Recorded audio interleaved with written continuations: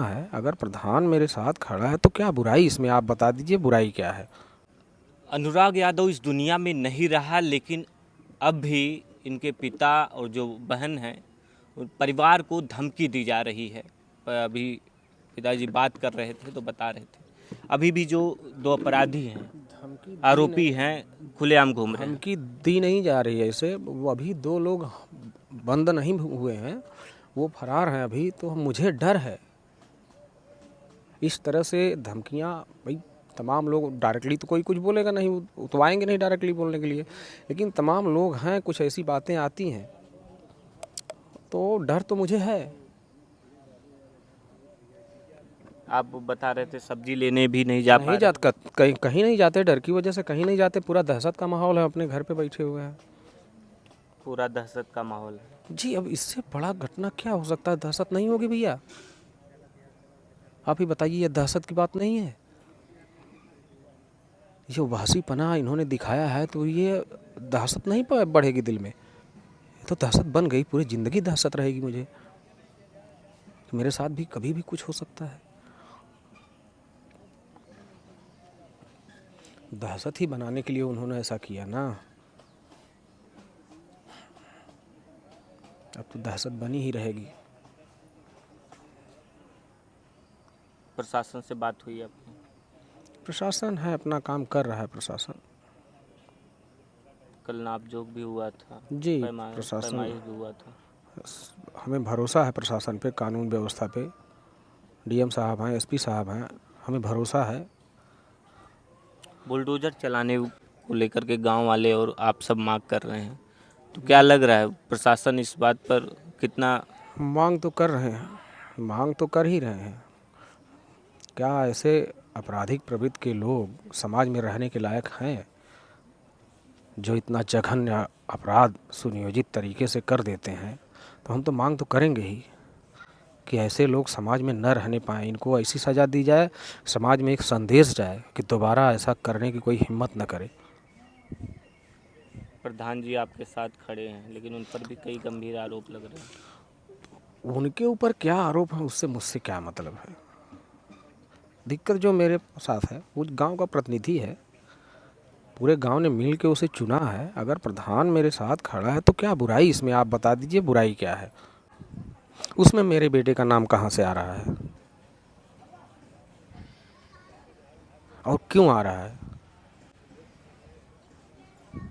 पूरा गांव मेरे साथ है, पूरा समाज है, हम लोगों ने उसको प्रतिनिधि चुना है, अगर वो मेरे साथ है तो उसमें बुराई क्या है, आप बताएंगे?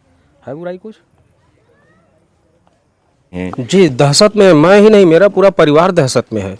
उन लोगों की दहशत इतनी है, अभी 2 लोग फरार भी हैं, और उसका एक क्रिमिनल माइंड भाई, वो तो था नहीं, लेकिन हमने कहीं ना कहीं सुना कि वो आया है। अच्छा। तो ये सब मिलके साजिशें फिर से कर सकते हैं, क्योंकि वो पहले भी कौन 2 लोग हैं वो?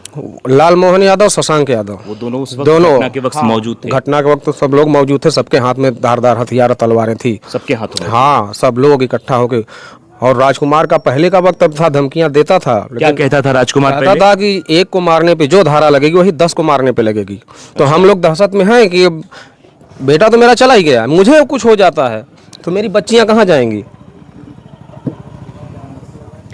मुझे दहशत है, आज तक गिरफ्तारी नहीं हो सकी उन लोगों की।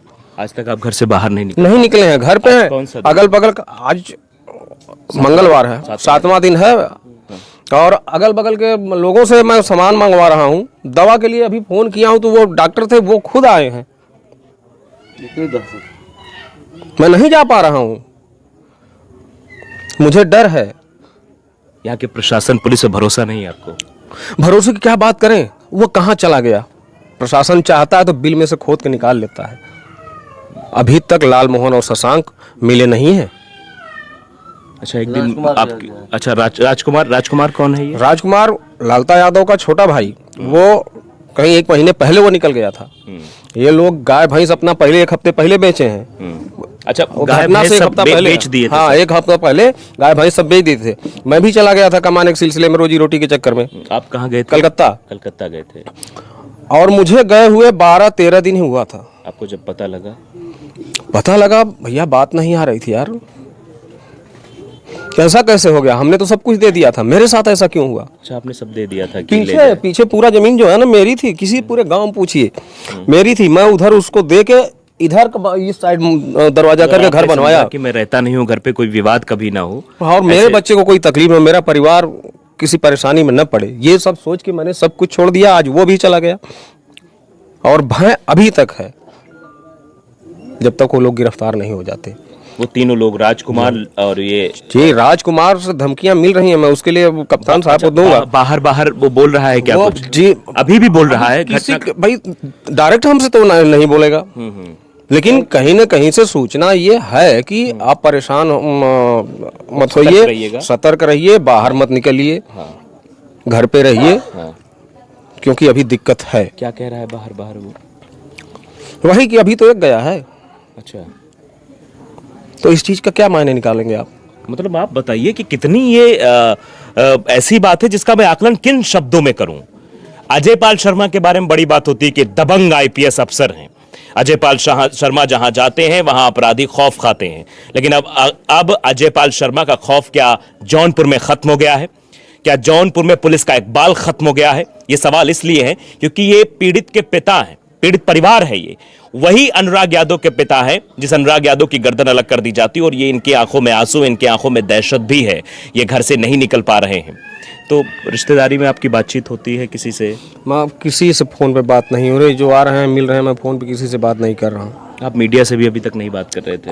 कुछ नहीं बोला हूँ मैं, क्या बोलूँ? शब्द है मेरे पास, है कोई शब्द?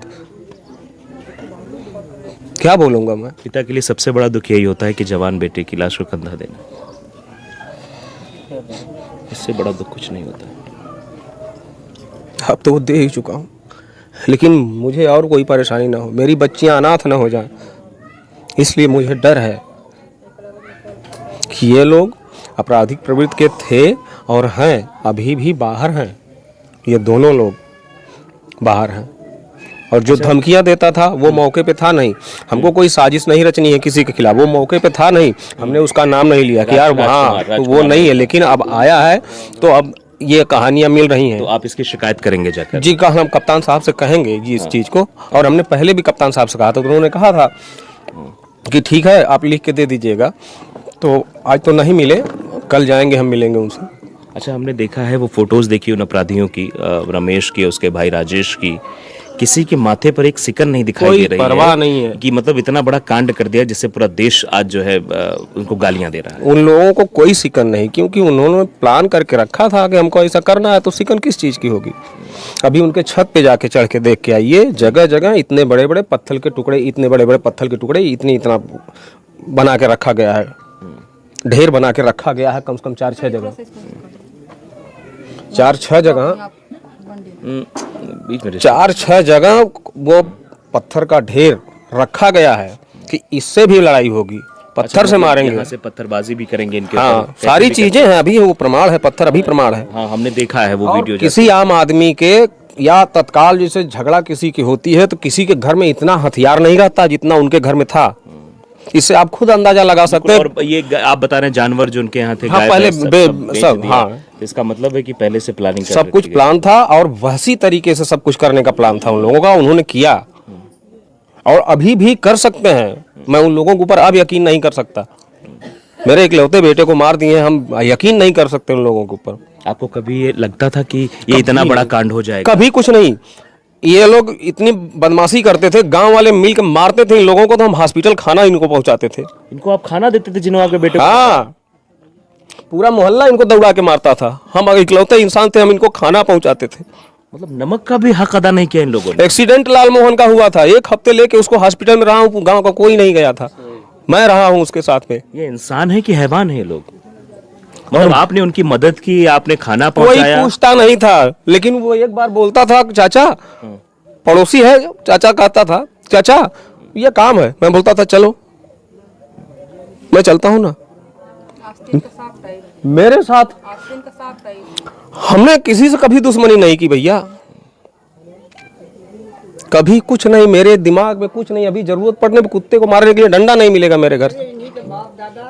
उसका जीवन उसके परिवार का बिताया। इधर आइए, पीछे आइए दादा। परिवार दिख गया होता, खेती गृहस्थी क्या सब क्या देखा कह रहे हैं? था। क्या आप तो बुजुर्ग हैं, आप सब जानते हो, क्या कह रहे हैं ये कह रहे हैं कि हम कहते हैं कि इन्हीं के बाप मतारी, उसका जीवन नहीं तो वो तो इन्हीं के यहाँ मजदूरी करता था, जूठा खाना उसका मतारी बाप ले जाके, वो बाप जो रहा वो ऐसा रहा कि कभी आता नहीं रहा घर, मतारी रही, खेत गृहस्थी सब बचाया इनका परिवार। मेरी माँ हाँ, आधी रात माँ को चुपके से खाना पहुंचाती थी, खाना पता था। पहुंचाती थी, वो सब कुछ दिलाती थी। बताइए, ये सबसे बड़ी बात है, ये जो अभी देखिए गांव के बुजुर्ग है कि बुजुर्गों को ज्यादा जानकारी होती है। हमारे जानकारी में हम जानते हैं कि वो ऐसा करता है, हैं, कि जितनी एक कर दिए कि अपने बच्चा की नहीं मानते थे इनका बाप मतारी, वो उसके पूरे परिवार की नहीं, खेती गृहस्थी एक ढूंढ नहीं रह जाती। बताइए, जिसको पाला पोसा, जिसको बड़ा किया, इनके पिताजी ने, इनकी माताजी ने, इनके परिवार वालों को रहने की जगह दी, शह दी, खाना दिया, पीना दिया, लालन पालन पोषण सब किया। आज उसी परिवार के लालता यादव ने, रमेश यादव ने, राजेश यादव ने इनके बेटे की मौत की साजिश रची और मौत के घाट उतार दिया। आप अंदाजा लगाइए कि आज के इस कलयुग में, क्या कलयुग की जो वास्तविक परिपाटी पीछे लिखी गई थी कि ऐसा कलयुग आएगा जहां सब देखने